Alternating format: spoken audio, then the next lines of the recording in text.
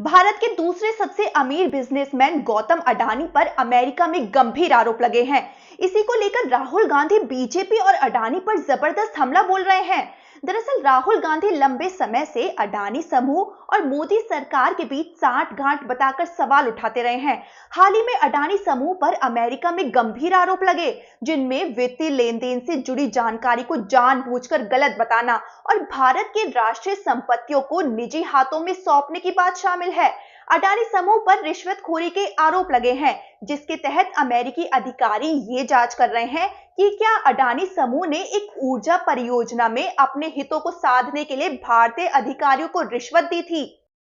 राहुल गांधी ने इस पर हमला बोला। राहुल का कहना है कि अडानी मोदी जी को फंड देते हैं और बदले में मोदी जी उन्हें देश की राष्ट्रीय संपत्ति सौंपते हैं। वे दोनों सबसे पहले एक दूसरे की रक्षा करते हैं, लेकिन इसमें कीमत आम भारतीयों को चुकानी पड़ रही है।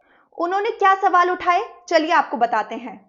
पहला, महंगी बिजली। जब अडानी रिश्वत देकर महंगी बिजली बेचने का सौदा करते हैं, तो बढ़े हुए बिजली के दाम आम जनता को चुकाने पड़ते हैं। दूसरा, शेयर बाजार का घाटा। जब अडानी के घोटाले सामने आते हैं और उनके शेयर गिरते हैं, तो रिटेल निवेशकों को भारी नुकसान होता है। तीसरा, राष्ट्रीय संपत्तियों का निजीकरण। जब देश के पोर्ट, एयरपोर्ट, सीमेंट और रक्षा क्षेत्र को अडानी को सौंपा जाता है, तो उनका मुनाफा जनता की जेब से जाता है।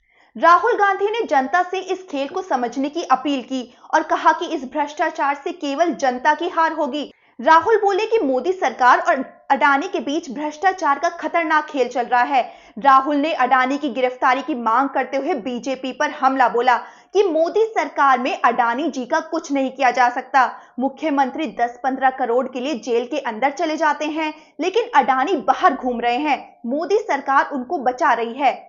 आपको बता दें, इससे पहले जनवरी 2023 में भी अमेरिकी short selling firm Hindenburg research ने अडानी समूह पर स्टॉक हेरफेर और लेखांकन यानी अकाउंटिंग में धोखाधड़ी के गंभीर आरोप लगाए थे, जिसके बाद समूह के शेयरों में भारी गिरावट देखी गई थी।